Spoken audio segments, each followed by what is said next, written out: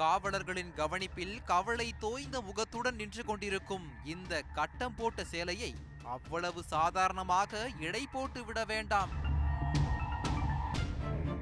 பார்ப்பதற்கு பரமசாதுவாக இருக்கும் இந்த பெண் ஃபாரின் ரிட்டன் கள்ள காதலனோடு கைகோர்த்து கூலி படையை ஏவி கணவனை காலி செய்ய திட்டமிட்ட அதர்ம பத்தினி.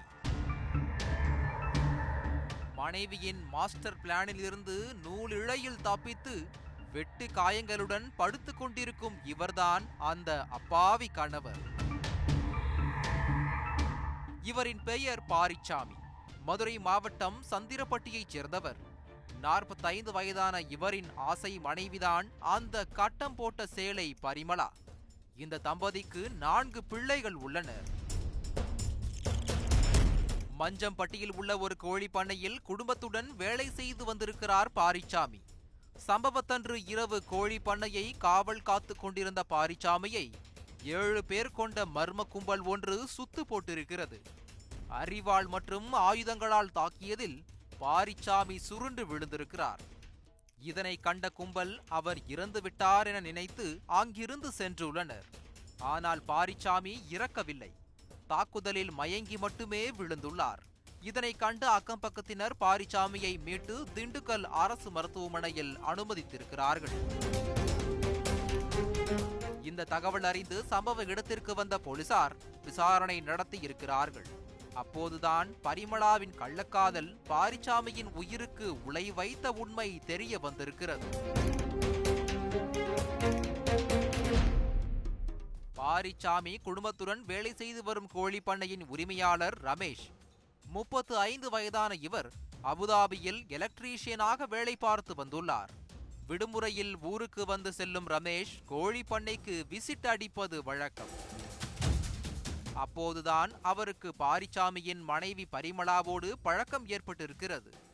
அந்த பழக்கம் நாளடைவில் கள்ளக்காதலாக மாற இருவரும் கோழி வளர்க்கும் பண்ணையில் காதல் வளர்த்திருக்கிறார்கள்.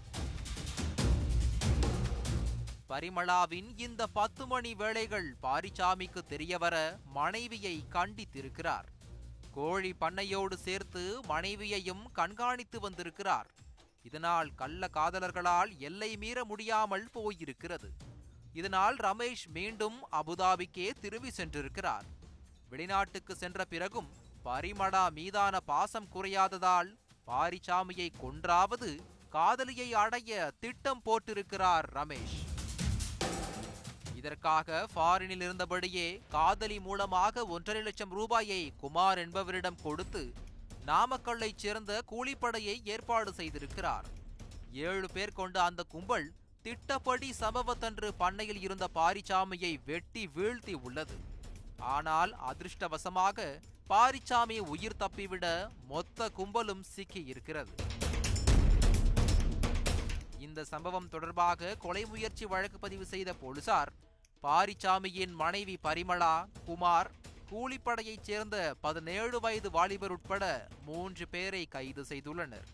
மேலும் தலைமறைவாகி உள்ளவர்களை வலைவீசி தேடி வருகின்றனர்.